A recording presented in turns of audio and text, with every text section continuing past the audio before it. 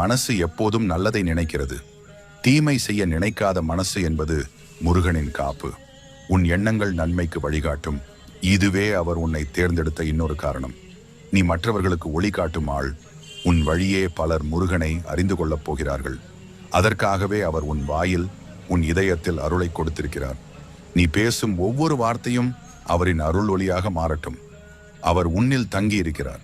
உன் பிரார்த்தனை, உன் நெஞ்சம், உன் கண்ணீர் எல்லாம் அவரின் அருள் பிணைப்பே. முருகன் உன்னோடு பேசுகிறார். கனவாகவோ, அடையாளங்களாகவோ, இசையாகவோ. நம்பிக்கை மட்டும் வைத்திரு. அவர் உன்னை தேர்ந்தெடுத்தார் என்பதற்கு காரணம் நீ அவரின் குழந்தை. முருகனை நம்பினால் வாழ்க்கை ஒருபோதும் இருள் காணாது. அருள் பெற விரும்புகிறாயா? முருகன் பெயரை தினமும் 7 முறை சொல்லுங்கள். அவன் உன் வழியில் ஒளியாக வந்து நிற்பான். ஓம் சரவண பவ.